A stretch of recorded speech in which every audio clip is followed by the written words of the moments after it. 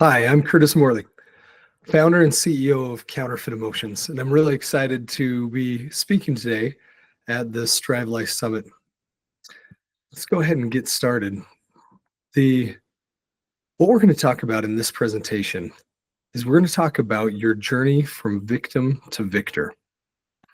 And this is one of the most important things that you as an individual can change in your life to start seeing the levels of success that you would hope for. In fact, Einstein, arguably one of the most brilliant men ever to live, said that the difference in life is whether I believe that the universe is a hostile universe or a friendly universe. Think about that. Like I said, super excited to be keynoting the Strive Life Summit. Go ahead and scan this QR code. It will take you to our Facebook group, because at the end of the presentation, I'm going to be giving away some free things. So make sure you scan the code and let's dive in. Here we go. Understanding the journey. And this journey is going to take us around the world. If you've been sitting for a while, you might want to stand up, get some blood flowing, and get ready for really impactful presentation. Because we're going to talk about emotions. And emotions are what drive every decision we make. And we think that our decisions are based on logic, but they're not. They're backed up by logic. They're made through emotion. And in life, there's two kinds of emotions. There's authentic emotions, and then there's counterfeit emotions. And authentic emotions are emotions that serve us, that take us where we want to go. They're emotions that help us achieve what we want to achieve in life. And then there's counterfeits. And some examples of those would be, for example, guilt and shame. Guilt is actually a healthy, beautiful emotion. Shame is one of the lowest frequency emotions we can ever feel, but yet they look and act like each other. And we're going to talk about one of those pairs, and that is victim and victor. And it's really important to understand that every mood in life is a choice. And I hear the phrase often, "Oh, you made me feel," or "I don't want to make you feel." And the truth is, no one can make us feel anything we don't choose to feel. That every emotion that we choose in this life is ours. No one can make us feel anything, and we can't make anyone feel anything. And one of the choices that I'm going to invite you into today is authenticity. And the second one is happiness. Welcome to the happiness presentation. And I'm going to give you some really quick tips on how to find some pretty immediate happiness. If there was a drug as effective as what we're going to do next, it would be a multi-billion, maybe trillion-dollar drug to find happiness.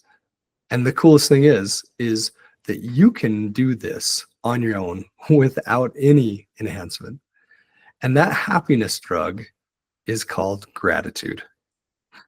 Gratitude can change our mood faster and more effectively than anything out there. And I'm going to give you a secret formula, because it's not just saying I'm grateful for, but there's a part two to this. It's I'm grateful for blank because of blank. Now listen to this statement. My wife's name's Patty. She is the most amazing person I've ever met. She is absolutely incredible. This is us. We are yep, this is real. We're at the Eiffel Tower, and Patty is truly probably the most amazing person I've ever met in my life. And I'm grateful for Patty. Did you notice anything there? I just said I'm grateful for Patty. Now listen to this. When I add the phrase because after I'm grateful, Listen to how this feels and pay attention to your emotions. Pay attention to your heart as I say this and look at the difference of just saying, I'm grateful for Patty versus I'm grateful for Patty because. I'm grateful for Patty because when I'm in her arms, I feel like I'm home because I know she supports me in ways that feel amazing. I'm grateful for Patty because when I look in her eyes, I see forever. Did you notice the difference? Did you notice how different that was in saying, I'm grateful for blank because of blank? The magic happens after the because. And not only does the magic happen when we talk about or write down what we're grateful for, but what happens when we express gratitude? Take a minute to watch this video because they've actually done the research and this is fascinating. Again, open up your heart and get ready to feel. Here we go. What? Wait, wait. I was going to be so embarrassed.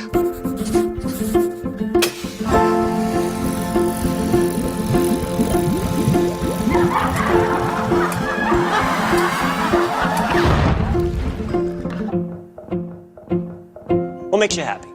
Having fun? Hanging out with friends? Delicious food? Making money? Well, consider this. Psychologists have scientifically proven that one of the greatest contributing factors to overall happiness in your life is how much gratitude you show. Yeah?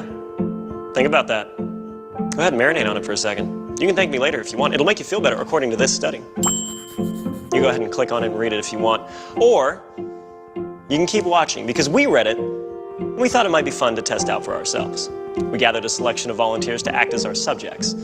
First, we gave them a test. They didn't know what we were looking for, but it gave us a pretty good idea of their current level of happiness. We asked them to close their eyes and think of somebody who was really influential in their life, somebody who did something really amazing or important for them.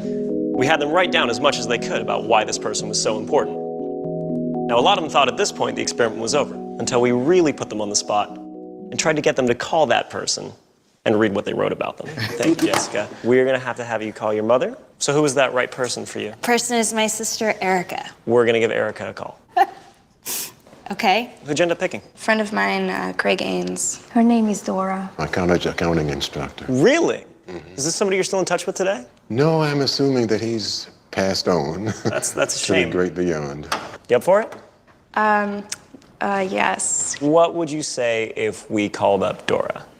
Oh, well, we can try, but she lives in Britain. In Britain? I don't know number by heart, dude. This is awful. That's fine. I don't know my mom's number by heart. If it's true that those who are going on are looking down on us, maybe he read my chicken scratch. Hey, sweetheart. Hey, how you doing? Yeah. You got a second? Where you at, in the hotel? I am. I'm in the hotel. You scared me when you asked if I had a second or something's wrong. No, I'm on this little TV show, and they told me to talk about the person that influenced me the most, and I picked you, and they're making me call. They're making me call you. Oh, wonderful! Hi, you've reached Craig. I'm not here right now. At the tone, please record your message. Oh, come on. Hello? Hi. Hi. Erica? It's me. All right, so I got to read you this paragraph. Can you hear me? Yes, I can. Go ahead, All right. sweetheart. All right. The person that influenced me the most would be my mother, Marlo Dawson. She is a single mother of 2. She is a very hard worker and dedicated to her family. Hey, Craig. This is Loie. This is going to be a funny little voicemail, so I hope you enjoy it. I'm so sorry for calling you at 4 o'clock in the morning. I have to read this to you, okay? And you can't say anything or, I don't know. You can respond, but I probably will just keep going. Okay? Is everything okay? Yes, but I have to read this out loud to you. The person who has had the biggest impact on my life outside of Jesus Christ, who is responsible for my existence, was my college accounting instructor. He had a joy and enthusiasm for his job like no other teacher I have ever known. I love her to death, and she keeps me going with positive talk. She is a woman that knows what she wants and won't give up until it is achieved. Oh, something. I don't know what. I'm about to cry because that's so beautiful. I have to say that's just wonderful. I first met Craig on an independent feature film set in Whitefish, Montana. I recently have been sending Craig a lot of positive thoughts as he's suffered a series of health problems. Despite his medical problems, he's continued to work and take pleasure in the small things in life, like sitting quietly with his wife Janine on the porch. Erica is my older sister and my best friend. Sometimes it even feels like we are twins. She's my #1 fan and my #1 supporter. She makes me happy because despite all my mistakes and my decisions, she still loves me no matter what. Your friendship is everything. And you are one of the most important person in my life. Even when she has a kid and many children, I will love her more than her kids. Okay, maybe not. I will never forget when she flew 3,000 miles at the drop of a phone call to save me from a breakup. I'm being blessed by having a son like you. I love you. Bye.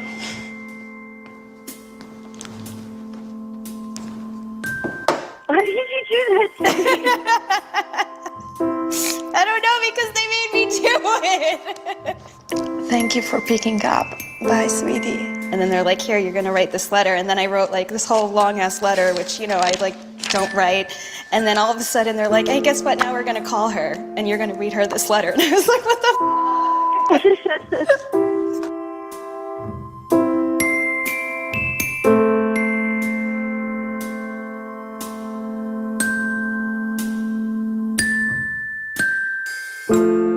Before we let them go, we gave our subjects one more happiness test. Now, we mixed up and rephrased the questions so they didn't know they were taking the same test twice.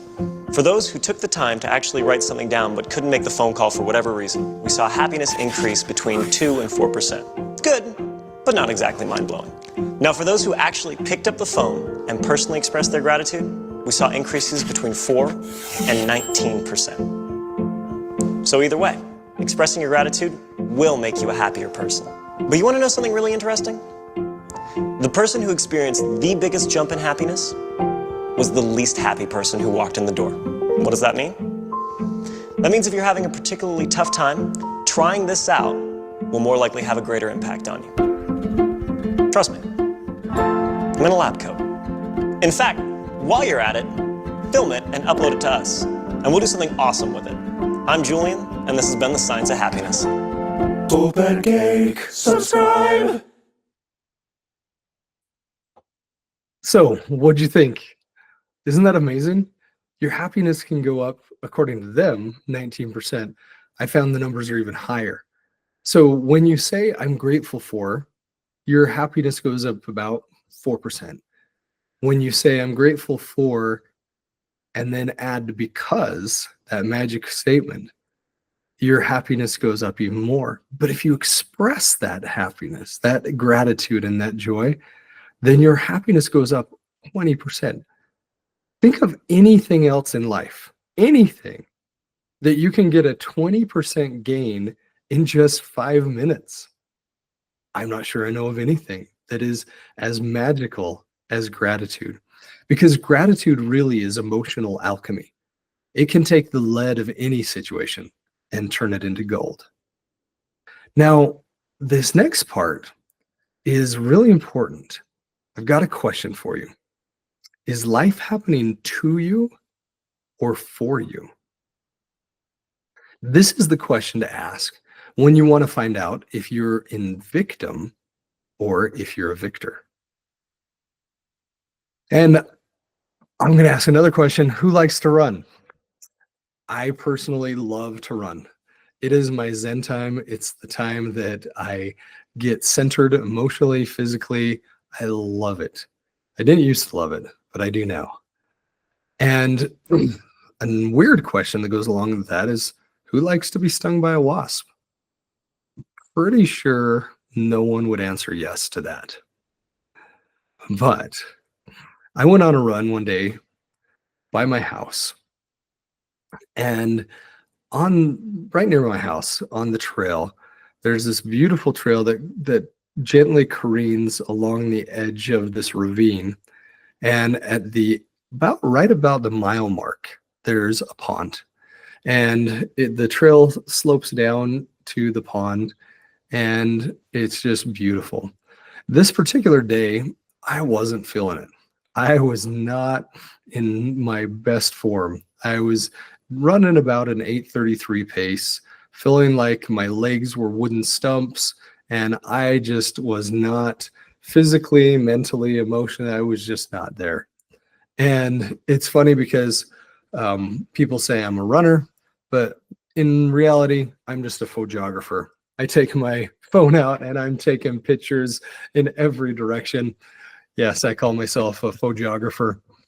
And so this particular day, I'm running along, I hit the mile mark, and I'm just like, I am not feeling it. I need a reset here. So I pull out my camera, and there's this beautiful waterfall right about the mile mark. And so I say, you know what? I'm going to pull out my phone. I'm going to get some pictures of this waterfall. And so I walk down these cobblestone steps, and I lean over, and I'm kind of leaning into this bush and taking a picture of this waterfall. And as I do, one of the branches of the bush is poking into my knee, really sharp bush. I'm like, that kind of stings. And I pull away from the bush to get another shot a little wider out. And I realize that branch is still poking into my leg. And I look down, and it wasn't the bush. It was a wasp. And I watched as the stinger pulled out of my leg, right about my knee, and went back in a second time. And I start jumping around, and I'm swatting my leg, and I'm saying, "Why did you do that to me, B?" And just before this, a little while before this, I had gone to lunch with a friend, and I was having one of the hardest trials of my life. And I was going through my list of grievances that life was throwing at me, that this hostile universe that was throwing at me. And my friend said, hold on, Curtis. Life doesn't happen to you. Life happens for you. And I looked at him incredulously, and I'm like, you must not have heard what I was saying. And I started down the list of grievances again, and he said, stop, Curtis, stop. He said, life doesn't happen to you. It happens for you. And that hit me like a brick wall to the chest, because I had been in victim mode. I had been complaining about all the things that life was doing to me, instead of seeing that maybe these trials, this pain, the hard things in life were actually happening for me. And he said, Curtis, all of these things are for your good. Not just some of them, all of these things. And zooming back to the trail and this waterfall and the wasp on my knee, and I was jumping around, swatting at it, saying, why did you do this to me, you dumb bee? And I had to stop. And I said, wait a minute. I'm going to test this theory out. Could this be for my good?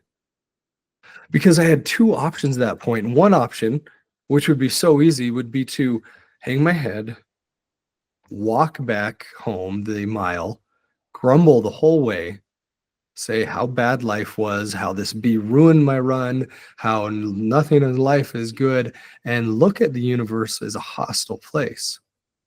Or I could look at the universe as a friendly place. And I could say to myself, wait a minute, is this happening for me? And so I said, let's see.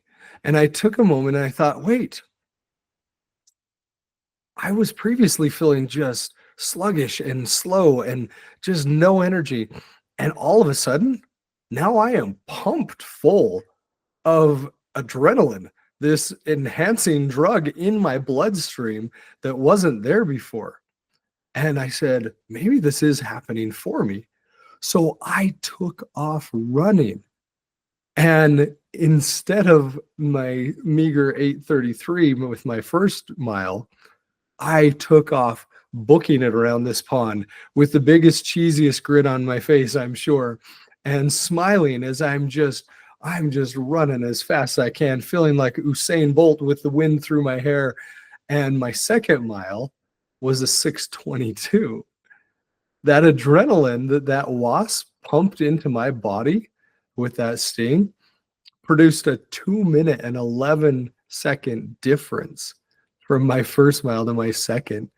And I was just sprinting, feeling amazing. And if we look at this, notice that the wasp's stings didn't disappear. There was 3 in my knee. They were, when all was said and done, they each ended up being welts about that big. And the pain wasn't there. Or excuse me, the pain hadn't disappeared. The pain was still there. And I had to ask, well, what changed? What changed in this scenario? Well, my shoes didn't change. I didn't get these fancy Nike Zooms, or my shorts didn't change. My muscles didn't get bigger or stronger. The weather didn't change. The temperature was the same. The bee stings were the same. The only thing that changed was my attitude. And I asked the simple question, is this happening to me, or is this happening for me? And when I made the decision to say, you know what, this is happening for me, and I used the adrenaline in my bloodstream to go from 8:33 down to 6:22, the results of that, instead of hanging my head, having a bad day, cursing that bee the whole way home, I ran that additional mile home, and I sat down on my computer and I wrote an article. I wrote an article that was published on Forbes. And because of that, I was able to create a conference called Safe to Feel. I was booked for multiple keynote speeches like this one, and over 72,000 people have read that article and been blessed by it. I've been on radio shows and podcasts, and millions of people around the world have heard me speak because I made a decision that life wasn't happening to me. Life was happening for me. I could have walked home with my head hung low. I could have sat on the couch and grumbled and watched Netflix for hours and just been disgruntled, but I didn't. I accepted the pain, and then I asked the question, how is this happening for me? And now we're having this training. And you think, okay, well, that's fun, Curtis. Yes, you had a bee sting, no big deal. People get stung by bees. But this doesn't apply to the rest of life. This doesn't apply to divorce or the death of a loved one or anything like that, or the loss of a fortune or anything like that. That just can't apply. I can't say, how is the death of a loved one happening for me? Or how is a divorce or how is someone betraying me for me? But let's take a look. Let's take a look at the most brutal conditions in history. This is one of my heroes, and his first name happens to be Victor. Isn't that fun? His name is Viktor Frankl. And Viktor Frankl was in the Auschwitz concentration camps. And when he was in the concentration camps, he said this. He said, everything can be taken from a man, but one thing, the last of human freedoms, to choose one's attitude in any given set of circumstances. Notice he says any, to choose one's own way. He said this in Auschwitz, one of the most notorious concentration camps in World War II, where the conditions were the most brutal in history. Daily beatings.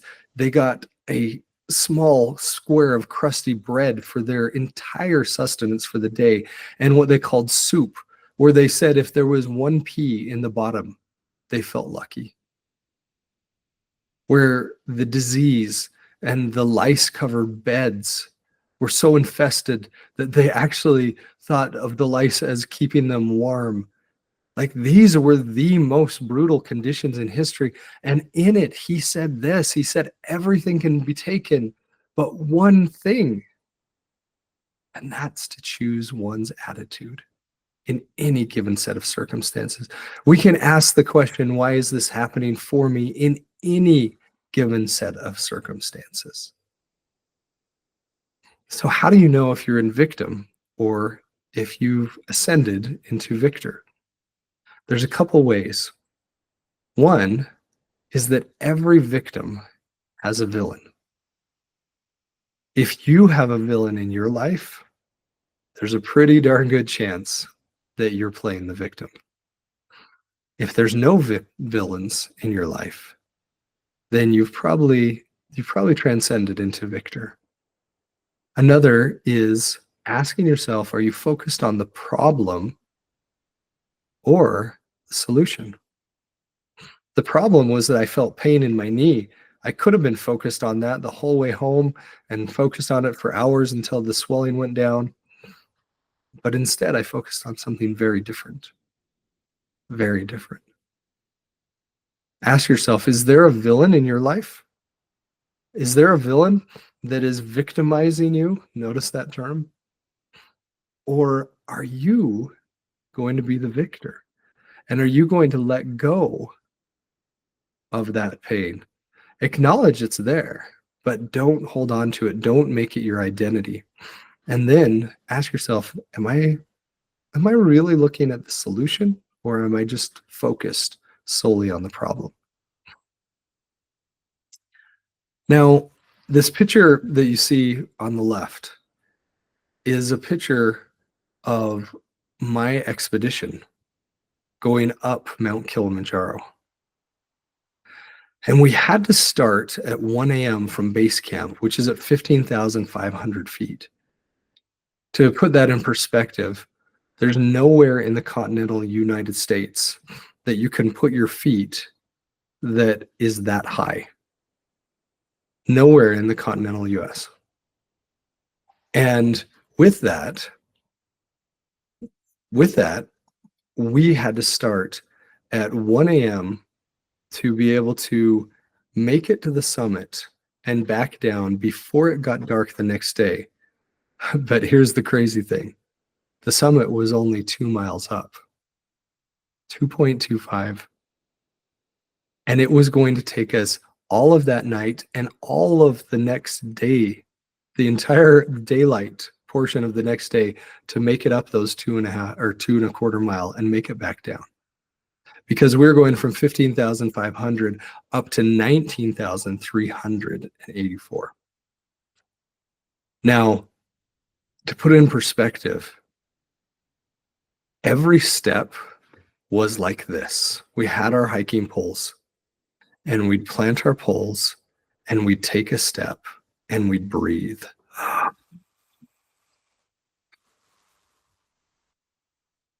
And we'd plant our pole, and we'd take a step, and we'd breathe.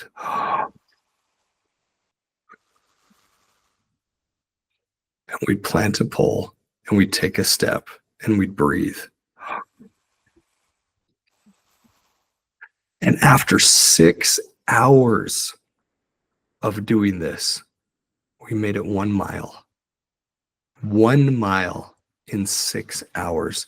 The air is so thin that our blood oxygen levels were decreasing, and the effort required, because the oxygen wasn't getting into our hearts or our lungs, it was so intense. And the effort was so hard. It took us 6 hours just to get 1 mile. And at that 6 mile mark, or excuse me, that 6 hour mark, the miracle happened. And that miracle was the sun. We'd been hiking in the dark. We started the expedition at -4 degrees. That's 36 degrees below freezing. and we were going up, which meant the temperature was getting colder. And the sun came out, and we were so high up, we could actually see the slight curvature of the earth. The horizon was no longer flat. We could actually see how the earth curved. And when the sun came up, we saw something that I never expected to see. Keep in mind, we were 6 hours in. And what we saw was another expedition ahead of us. And I was able to meet this man. This is me in the blue coat, him in the gray. And if you take a look at his feet, notice what's odd about this picture. He's not wearing shoes. Remember how cold it was when we started? -4 degrees. And you would think, how in the world is he able to be up there in this cold with no shoes on? And the answer is that he's actually paralyzed. He was climbing the same mountain that I was climbing, but instead of using legs and hiking poles like you see in this picture, he was using arm crutches. And he would plant the arm crutches and he would pull his legs through and be able to stand just long enough to move the arm crutches up and pull his legs through again. And I sat down and I looked at him and I said, "What are you doing on this mountain? What are you doing?" And he told me his story. He said, "When my accident happened, every day I woke up in misery, asking, why did this happen to me?" And he said, "I complained and I grumbled and I said, I can't play basketball anymore. I can't run anymore. I can't walk anymore.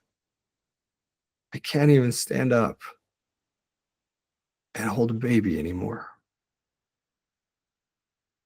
And he said, then one day I got sick of asking the question, why did this happen to me? And he said, there's a lot of things I can't do. I can't run. I can't play basketball. I can't do all of these things, but there are things I can do. And he took his arm off my shoulder and he pointed up to the summit. And he said, "Curtis, this I can do." My invitation to you is to ask, how is this happening for me? And to look at the solution and stop focusing on the problem. Because then you can truly go from victim to victor and experience life how it was meant to be experienced. So once again, go ahead, scan this QR code, and I will be giving someone a free course, a free 5-day masterclass on the Counterfeit Emotions platform. You can choose between any of the courses. There's courses on kind versus nice, how nice counterfeits kind. There's courses on belonging versus fitting in. There's courses on advocacy versus anger, how to get anger out of your life. So scan the QR code, make sure you sign up for the Facebook group, and I will be picking a random winner to be able to get this free masterclass. Thank you for joining me here, and I hope that you join our live Q&A. Thanks so much.